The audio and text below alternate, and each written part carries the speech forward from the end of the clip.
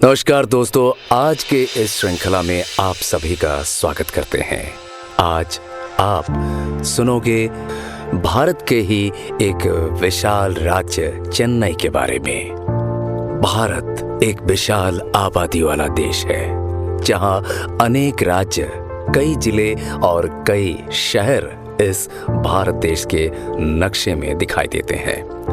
उन्हीं में से एक राज्य है चेन्नई, जो अपने आप में कई कहानियां जोड़े हुए हैं, जिसके गहराई से अगर हम बात करें तो शायद कई दिन, कई महीने, कई साल लग जाए। लेकिन आप चिंता मत कीजिए, हम आज आपके लिए चेन्नई से जुड़ी रोचक तथ्य और उससे जुड़ी सारी जानकारी आप तक पहुंचाएंगे। इसीलिए वीडियो को बिल्कुल स्किप करने की भूल न करना, और अगर आपको वीडियो अच्छी लगे तो इसे लाइक और सब्सक्राइब जरूर कर देना। चेन्नई एक ऐसा राज्य जो बंगाल की खाड़ी के कोरमंडल तट पर स्थित है। ये दक्षिण भारत के सबसे बड़े सांस्कृतिक, आर्थिक और शैक्षिक केंद्र में से सबसे प्रमुख है। चेन्नई भारतीय राज्य तमिलनाडु की राजधानी है। 2011 की भारतीय जनगणना के अनुसार ये चौथा सबसे बड़ा नगर है और भारत में चौथा सबसे अधिक आबादी वाला नगरीय ढांचा है। आसपास के क्षेत्रों के साथ चेन्नई मेट्रोपॉलिटन एरिया है, जो दुनिया की जनसंख्या के अनुसार 37वां सबसे बड़ा नगरीय क्षेत्र है। चेन्नई विदेशी पर्यटकों द्वारा सबसे ज्यादा जाने माने भारतीय नगरों में से एक है। वर्ष 2015 के लिए दुनिया में 43वें सबसे अधिक का दौरा किया जाने वाला राज्य चेन्नई है। लिविंग सर्वेक्षण की गुणवत्ता ने चेन्नई को भारत में सबसे सुरक्षित नगर के रूप में दर्जा दिया। चेन्नई भारत में आने वाले 45% स्वास्थ्य पर्यटकों और 30 से 40% घरेलू स्वास्थ्य पर्यटकों को आकर्षित करती है, जिससे इसे भारत का स्वास्थ्य पूंजी कहा जाता है। एक विकासशील देश में बढ़ते महानगरीय नगर के रूप में चेन्नई पर्याप्त प्रदूषण और अन्य सैन्य और सामाजिक, आर्थिक समस्याओं का सामना करता है। चेन्नई में भारत की तीसरी सबसे बड़ी प्रवासी जनसंख्या 2009 में 35 लाख थी, 2011 में 85 लाख थी और 2018 तक 1.5 करोड़ और अभी के अनुमान के हिसाब से 11 करोड़ 9 लाख 33 हजार। अगर हम बात करें इसमें उद्योग जगत की, तो चेन्नई में ऑटोमोबाइल प्रौद्योगिकी, हार्डवेयर उत्पादन और स्वास्थ्य संबंधी उद्योग है। ये नगर सॉफ्टवेयर, सूचना प्रौद्योगिकी संबंधी उत्पादों में भारत का दूसरा सबसे बड़ा निर्यातक नगर है। चेन्नई एवं इसके उपनगरीय क्षेत्र में ऑटोमोबाइल उद्योग विकसित है। चेन्नई मंडल तमिलनाडु के डीजीपी का 39% का और देश के ऑटोमोटिव निर्यात में 60% का भागीदार है। इसी कारण इसे दक्षिण एशिया का डेट्रॉइट भी कहा जाता है। वैसे दोस्तों, चेन्नई एक फिल्म बनाने वाला भी राज्य है। ये तो आप भली भांति जानते ही होंगे, क्योंकि तमिल की मूवी आज के समय में कौन नहीं देखता। चेन्नई सांस्कृतिक रूप से समृद्ध है। यहाँ वार्षिक मद्रास म्यूजिक सीजन में सैकड़ों कलाकार भाग लेते हैं। चेन्नई में रंगशाला संस्कृति भी अच्छे स्तर पर है और ये भारतनाट्यम का एक महत्वपूर्ण केंद्र है। यहाँ का तमिल चलचित्र उद्योग, जिसे कॉलीवुड भी कहते हैं, भारत का द्वितीय सबसे बड़ा फिल्म उद्योग केंद्र चेन्नई को ही कहा जाता है। दोस्तों, आपकी जानकारी के लिए बता दें कि चेन्नई को पहले मद्रास नाम से जाना जाता है। मद्रास नाम मद्रास पट्टनम से लिया गया है। Madras Pattanam British east India company द्वारा सन 1639 में चुना गया स्थायी निवास स्थल है। इसके दक्षिण में चेन्नपट्टनम नामक गांव स्थित था। कुछ समय बाद इन दोनों गांवों के संयोग से मिलकर बने नगर को मद्रास नाम दिया गया, परंतु उसी जगह के निवासी इसे चेन्नपट्टनम या चेन्नपुरी कहते थे। सन 1996 में नगर का नाम बदलकर चेन्नई रखा गया। हिंदी में चेन्नई भी लिखा जाता है क्योंकि मद्रास शब्द को पुर्तगी नाम माना जाता था। यह माना जाता है कि इस नगर का पुर्तगी नाम माड्रे डी साइस नामक पुर्तगी सरकारी अफसर के नाम से लिया गया था, जो लगभग सन 1440 में इस जगह को अपने स्थायी निवास बनाने वाले पहले लोगों में शामिल थे। पर कुछ लोग ये मानते हैं कि मद्रास शब्द ही तमिल मूल का है तथा चेन्नई शब्द किसी अन्य भाषा का हो सकता है।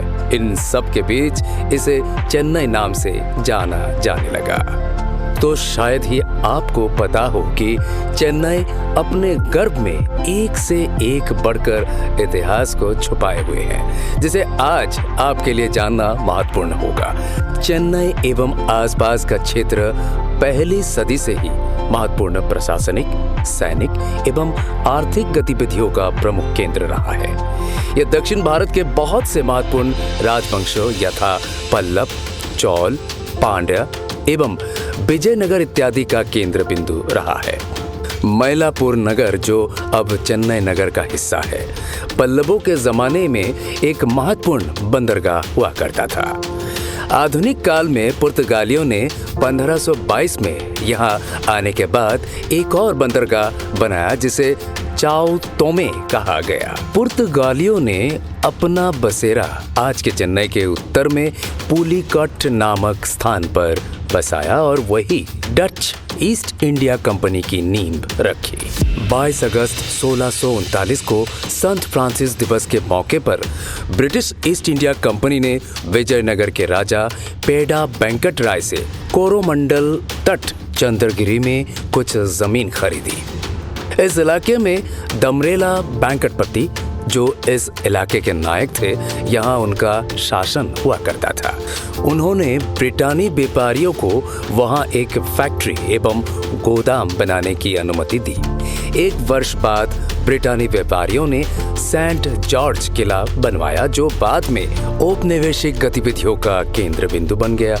1746 में मद्रास एवं सेंट जॉर्ज के किले पर फ्रांसीसी फौजों ने अपना कब्जा जमा लिया। बाद में ब्रिटानी कंपनी का इस क्षेत्र पर नियंत्रण पुनः 1749 में एक्स ला चैपल संघी 1748 की बदौलत हुआ। इस क्षेत्र को फ्रांसीसियों एवं मैसूर के सुल्तान हैदर अली के हमलों से बचाने के लिए इस पूरे क्षेत्र की किलेबंदी कर दी गई। 18वीं सदी के अंत होते होते ब्रिटिशों ने लगभग पूरे आधुनिक तमिलनाडु, आंध्र प्रदेश एवं कर्नाटक के हिस्सों को अपने अधीन कर लिया एवं मद्रास प्रेसिडेंसी की स्थापना की, जिसकी राजधानी मद्रास घोषित की गई। ब्रिटिशों की हुकूमत के अधीन चेन्नई नगर एक महत्वपूर्ण आधुनिक नगरीय क्षेत्र एवं जल सेना केंद्र बनकर उभरा। दोस्तों, चेन्नई का इतिहास जितना पुराना है उतना ही इसका भूगोल दिलचस्प है, जिसे जानना आपके लिए बेहद आवश्यक है। चेन्नई भारत के दक्षिण पूर्वी तट पर तमिलनाडु प्रदेश के उत्तरी पूर्वी तटीय क्षेत्र में स्थित है। इस तटीय क्षेत्र को पूर्वी तटीय मैदानी क्षेत्र भी कहा जाता है। इस क्षेत्र की समुद्र तल से औसत ऊंचाई 6.7 मीटर है और सबसे ऊंचा स्थान 60 मीटर की ऊंचाई पर है। मरीना बीच के नाम से प्रसिद्ध चेन्नई के समुद्र तट का विस्तार 12 किलोमीटर तक है। नगर के मध्य में बहने वाली कुबम नदी और दक्षिण से बहने वाली अड्यार नदी आज की तारीख में बहुत ही ज्यादा प्रदूषित हो चुकी है। अड्यार नदी कुबम से कम प्रदूषित है और इसके तट पर अनेक पशु पक्षियों का बसेरा है। इन दोनों नदियों को बकिंघम नहर के द्वारा जोड़ा गया है। ये नहर अपनी 4 किलोमीटर की दूरी सागर तट के समानांतर तय करती है। नगर के पश्चिमी भाग में कई झील है, जिनमें से रेड हिल्स, शोलाबरम और चेम्बरमबक्कम से पेयजल की आपूर्ति होती है। चेन्नई का भूमिगत जल भी प्रदूषित होता जा रहा है। चेन्नई नगर को उत्तर, मध्य, दक्षिण और पश्चिमी चेन्नई नामक 4 भागों में बांटा है। उत्तरी चेन्नई एक औद्योगिक क्षेत्र है। मध्य चेन्नई नगर का व्यावसायिक केंद्र है। यहाँ पर स्थित पेरिस कॉर्नर, जिसे स्थानीय लोग पेरिस भी कहते हैं, एक प्रमुख व्यावसायिक क्षेत्र है। दक्षिण और पश्चिमी चेन्नई सूचना प्रौद्योगिकी का क्षेत्र बनता जा रहा है। बढ़ती आबादी के कारण नगर विभिन्न दिशाओं में बढ़ता जा रहा है। जिन क्षेत्रों में सर्वाधिक विकास हो रहा है वो है पुराना महाबलीपुरम रोड, दक्षिणी ग्रांड ट्रंक रोड और पश्चिम में अम्बातूर, कोयम्बटूर और श्रीपेरुम्बदूर की दिशा के क्षेत्र है। चेन्नई की नगर सीमा में एक राष्ट्रीय उद्यान भी है, जिसे गुंडी राष्ट्रीय उद्यान के नाम से जाना जाता है। चेन्नई में वार्षिक तापमान लगभग एक समान होता है। इसका कारण चेन्नई का सागर तट पर एवं थर्मल इक्वेटर पर स्थित होना है। वर्ष भर मौसम आमतौर पर गर्म एवं उमस भरा होता है। मई एवं जून का प्रथम सप्ताह वर्ष का सबसे गर्म समय होता है। इस समय जब तापमान 38 से 42 डिग्री सेल्सियस के आसपास पहुंच जाता है तो स्थानीय लोग इसे अग्नि नक्षत्रम या कथेरी बैसी कहते हैं। वर्ष का सबसे ठंडा महीना जनवरी का होता है, जब न्यूनतम तापमान 18 से 20 डिग्री सेल्सियस तक पहुंच जाता है। अब तक यहाँ का सबसे न्यूनतम तापमान 15.8 डिग्री सेल्सियस और उच्चतम तापमान 45 डिग्री सेल्सियस दर्ज किया गया है। चेन्नई में वर्ष में औसतन 1300 मिलीमीटर वर्षा होती है। मुख्य वर्षा सितंबर से दिसंबर के मध्य होती है।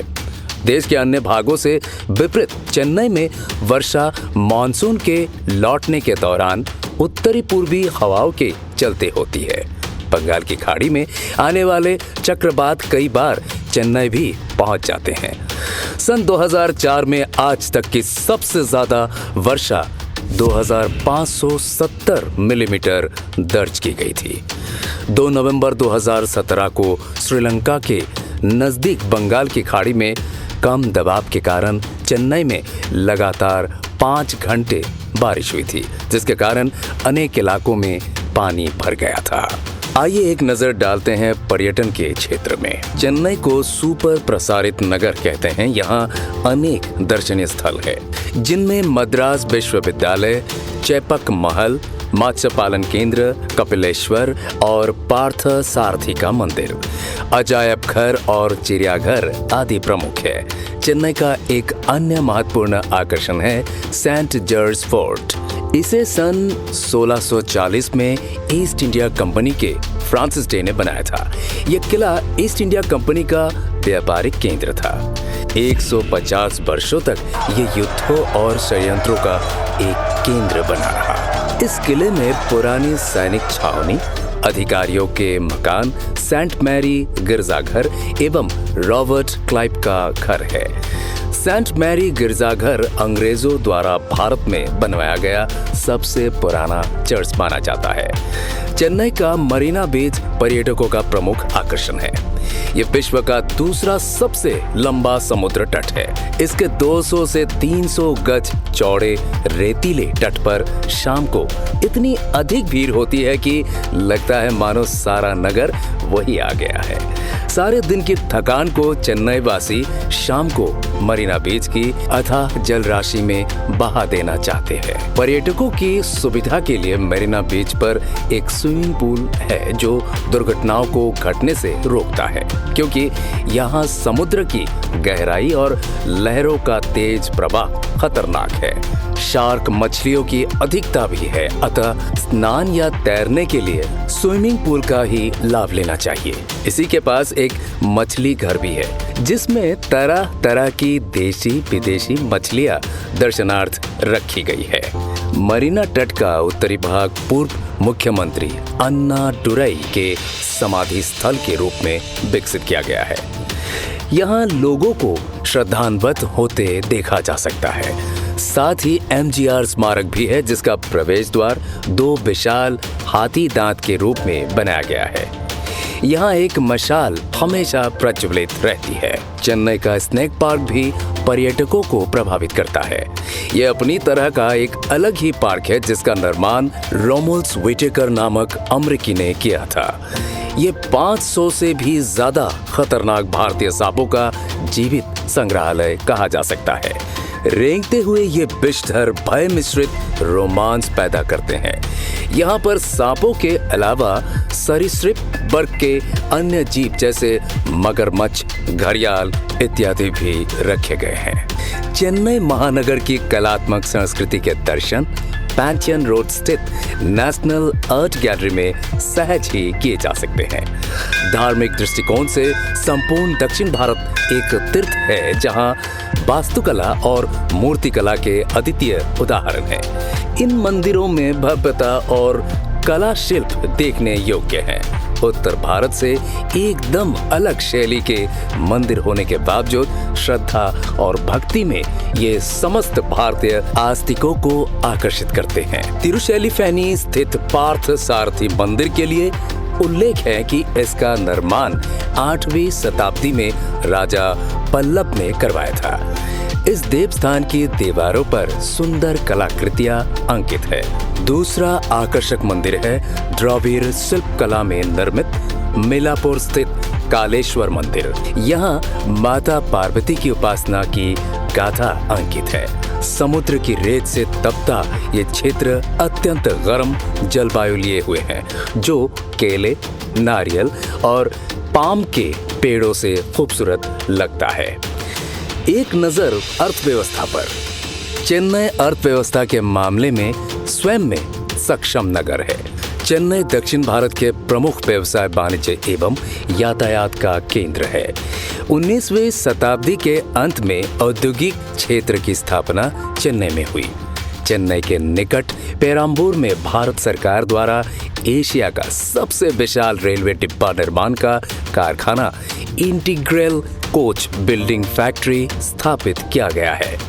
यहाँ के उद्योगों में सूती वस्त्र उद्योग, रासायनिक उद्योग, कागज एवं कागज से निर्मित वस्तुओं के उद्योग, मुद्रण यंत्र एवं इससे संबंधित उद्योग, चमड़ा, डीजल इंजन, मोटर गाड़ी, साइकिल, सीमेंट, चीनी, देसलाई, रेल के डिब्बे तैयार करने के उद्योग आदि प्रमुख है। इसके अलावा सरकार द्वारा संचालित विभिन्न प्रकार के उद्योग एवं कारखाने चेन्नई में अवस्थित है। इनमें integral coach factory, Hindustan teleprinter, Chennai refinery एवं चेन्नई फर्टिलाइजर आदि प्रमुख है। मद्रास पेट्रोकेमिकल्स में पेट्रो रसायन पदार्थ का उत्पादन होता है, जिससे ये देश की अर्थव्यवस्था में भी योगदान रखता है। तो दोस्तों, आपको हम चेन्नई के कुछ अनोखे बातें बताने जा रहे हैं। आपको चेन्नई के बारे में संपूर्ण जानकारी देने के बाद भी कुछ बातें आपको जानना जरूरी है। चेन्नई भारतीय राज्य तमिलनाडु की राजधानी है। चेन्नई का पुराना नाम मद्रास था। ये भारत के दक्षिण पूर्वी तट पर तमिलनाडु प्रदेश के उत्तरी पूर्वी तटीय क्षेत्र में स्थित है। इस क्षेत्र को पूर्वी तटीय मैदानी क्षेत्र के नाम से भी जाना जाता है। चेन्नई को प्रधानमंत्री नरेंद्र मोदी के स्मार्ट सिटीज मिशन के तहत एक स्मार्ट शहर के रूप में विकसित किए जाने वाले 100 भारतीय शहरों में से एक चुना गया है।